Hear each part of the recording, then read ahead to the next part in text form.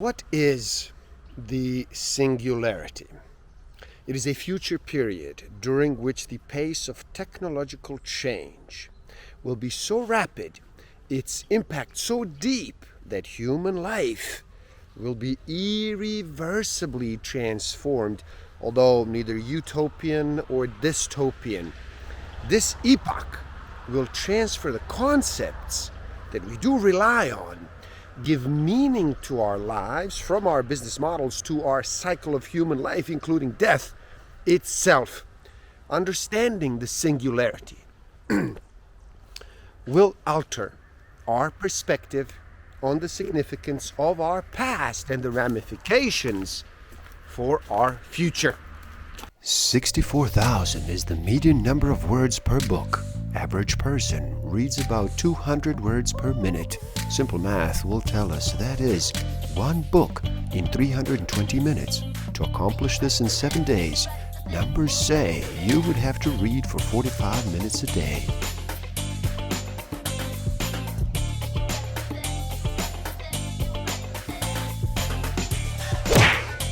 Don't forget to subscribe. Hit that notification button, like, comment, and share. Enjoy. Welcome to the Book of the Week series. Every week, as I read another amazing title, I share it with the world. My name is Igor S.F. Walker. Today, we look at the singularity is near, when humans transcend biology, by Ray Kurzweil. So how about you slow down and relax? Reduce all that noise for just a bit. Make that choice and decide to listen. In this video, we look at a book that argues that within several decades, information-based technology will encompass all human knowledge and proficiency, ultimately including the pattern recognition powers, problem-solving skills, and emotional and moral intelligence of the human brain itself. So stick around till the end. I will share with you some tools. I do have news that will help you tremendously in this game of life. Discover a way to find out what actually motivates you, what innate human need is driving all of your decisions and your behavior. I will share some tools to improve your self-awareness, social awareness, self-management, and relationship management. Everyone takes the limits of his own vision for the limits of the world. Arthur Schopenhauer. The law of accelerating returns. The inherent acceleration of the rate of evolution with technological evolution as a continuation of biological evolution. The key idea underlying the impeding singularity is that the pace of change of our human-created technologies is accelerating, and its powers are expanding at an exponential pace. The singularity will allow us to transcend limitations of our biological bodies and our brains. By the end of this century, the non-biological portion of our intelligence will be trillions of times more powerful than unaided human intelligence. Before the middle of this century, the growth rates of our technology, which will be indistinguishable from ourselves, will be so steep as to appear essentially vertical. There will be no distinction post-singularity between human and machine, or between physical and virtual reality. Now, if you wonder what will remain unequivocally human in such a world, it's simply this quality. Ours is the species that inherently seeks to extend its physical and its mental reach beyond current limitations. Distinctly human. I emphasize the exponential versus linear perspective because it's the most important failure that prognosticators actually make in considering future trends. Most technology forecasts and forecasters ignore altogether this historical exponential view of technological progress. Indeed, almost everyone I meet has a linear view of the future. That's why people tend to overestimate what can be achieved in the short term, because we tend to leave out necessary details, but underestimate what can be achieved in the long term, well, because exponential growth is ignored. To compare the rate of progress of the biological evolution of intelligence to that of technological evolution, consider that the most advanced mammals have added about 1 cubic inch of brain matter every 100,000 years, whereas we are roughly doubling the computational capacity of computers every year. Of course, neither brain size nor computer capacity is the sole determinant of intelligence, but they do represent enabling factors. Let an ultra-intelligent machine be defined as a machine that can far surpass all the intellectual activities of any man, however clever.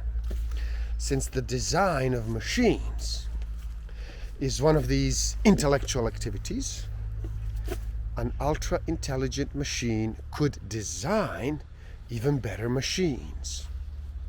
There would then unquestionably be an intelligence explosion, and the intelligence of a man would be left far behind. Thus, the first ultra-intelligent machine is the last invention that man need ever make. The singularity involves the following principles. The rate of paradigm shift, technological innovation, is accelerating right now, doubling every decade. The power, price, speed, capacity, and bandwidth of information technologies is growing exponentially at an even faster pace, now doubling about every year. This principle applies to a wide range of measures, including the amount of human knowledge. Number 4, for information technologies, there is a second level of exponential growth. That is exponential growth in the rate of exponential growth, the exponent. The reason as a technology becomes more cost effective, more resources deploy towards its advancement, so the rate of exponential growth increases over time. Human brain scanning is one of these exponential important technologies. We will have the prerequisite hardware to emulate human intelligence with supercomputers by the end of this decade, and with personal computer as well, with both the hardware and the software needed to fully emulate human intelligence. We can expect computers to pass the Turing test, indicating that the intelligence is indistinguishable from that of biological humans by the end of 2020s. When they do achieve this level of development, computers will be able to combine the traditional strengths of human intelligence with the strength of machine intelligence. The traditional strength of human intelligence include a formidable ability to recognize patterns. The massively parallel and self-organizing nature of the human brain is an ideal architecture for recognizing patterns that are based on subtle, invariant properties. These traditional strengths of machine intelligence include the ability to remember billions of facts precisely and recall them instantly. Another advantage of non-biological intelligence is that once a skill is mastered by a machine, it can be performed repeatedly at high speeds, at optimal accuracy, and without training. Perhaps the most important machines share their knowledge at extremely high speeds, compared to the very slow speed of human knowledge sharing through language. Non-biological intelligence will be able to download skills and knowledge from other machines, eventually also from humans. Machines will process and switch signals at close to the speed of light. Machines will have access via the internet to all the knowledge of our human-machine civilization, and they will be able to master all of it. Machines can pull their resources, their intelligence, and their memories. 2 machines or 1 million machines can join together to become one and then become separate again. Multiple machines can do both at the same time. The combination of these traditional strengths, the pattern recognition ability of biological human intelligence, and then the speed, the memory capacity, and the accuracy and knowledge and skill sharing abilities of non-biological intelligence will actually be formidable. Machine intelligence will have complete freedom of design and architecture. That is, they will not be constrained by biological limitations such as the slow switching speed of our interneuronal connections or a fixed skull size, as well as consistence with performance at all times. Once non-biological intelligence combines the traditional strengths of both human and machines, the non-biological portion of our civilization's intelligence will then continue to benefit from the double exponential growth of machine, price to performance, speed, and capacity. Once machines do achieve the ability to design and engineer technology as humans do, only at a far higher speeds and capacities, they will have access to their own designs, source code, and then the ability to manipulate them.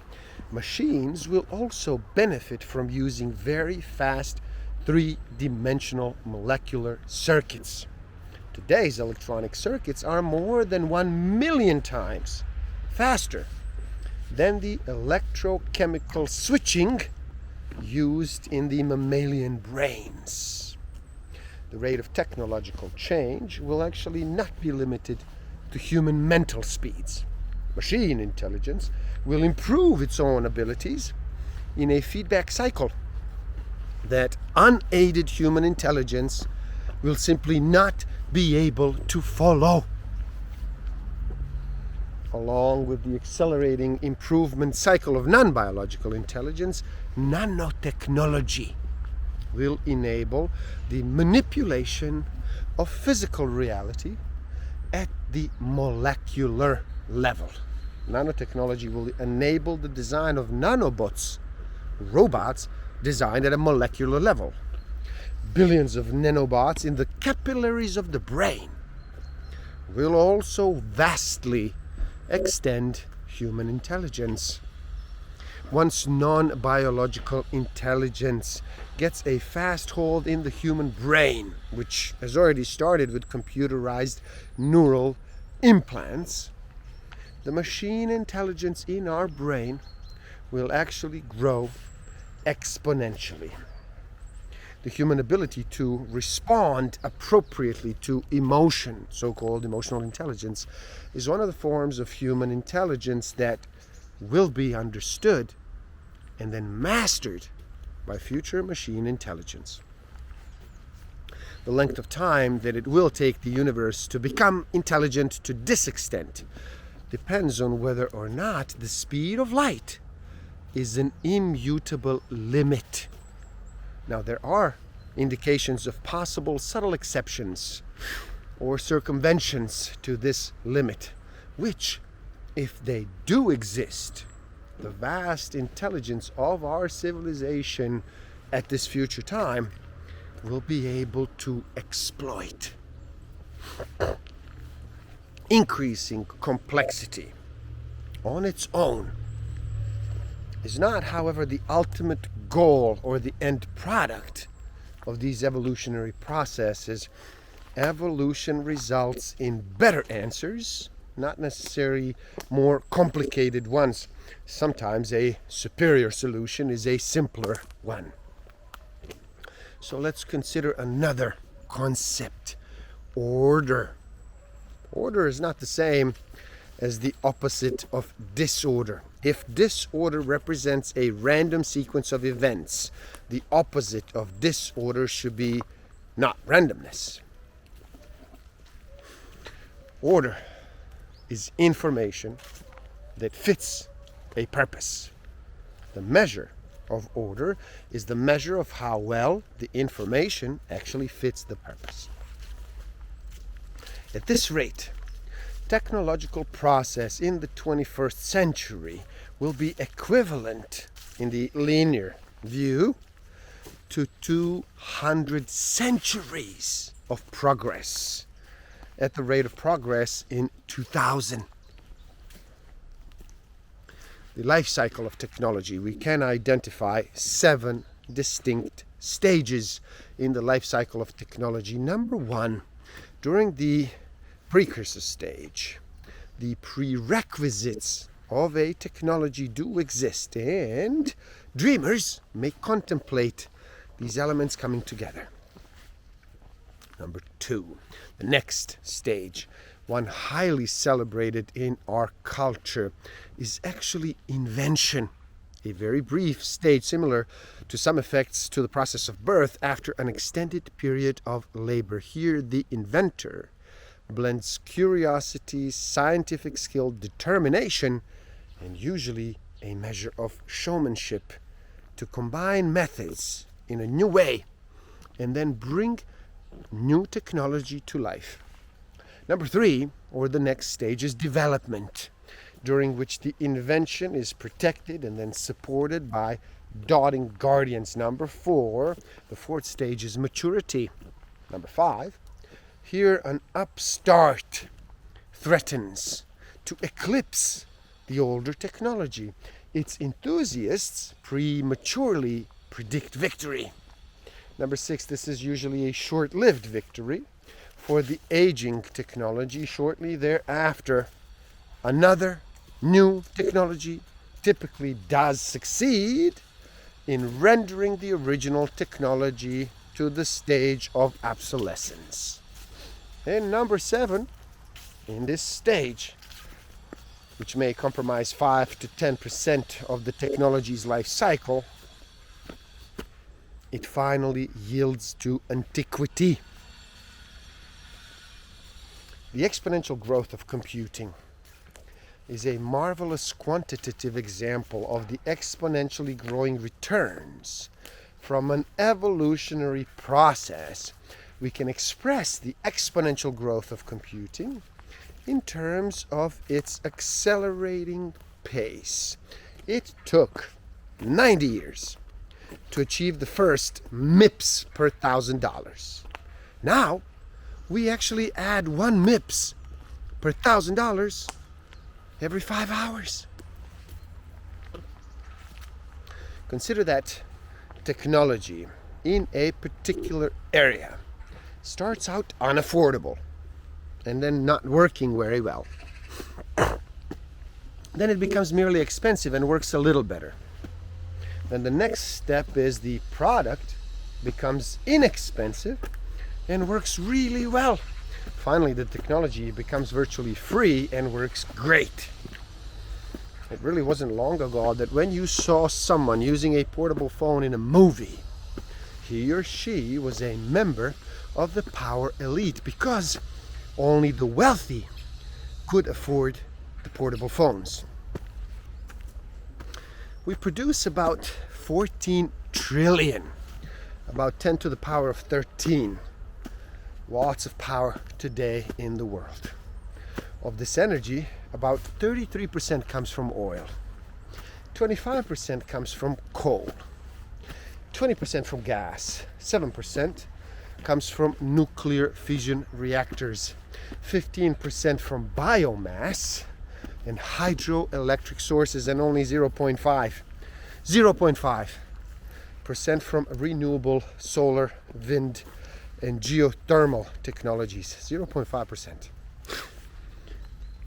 Most air pollution and significant contribution to water and other forms of pollution results from the extraction, transportation, processing, and then use of the 78% of our energy that actually comes from fossil fuels. The energy obtained from oil also contributes to geopolitical tension, and there is the small matter of its $2 trillion per year price tag for all of this energy. By 2030, the price per performance of computation and communication will actually increase by a factor of 10 to 100 million compared to today. Other technologies will also undergo enormous increases in capacity and in efficiency. Artificial intelligence at human levels will necessarily greatly succeed and lead beyond human biological intelligence. Machines can rapidly share knowledge. As unenhanced humans, we do not have the means of sharing the vast patterns of interneuronal connections and neurotransmitter connection levels that actually do comprise our learning, knowledge, and skills, other than through slow language-based communication.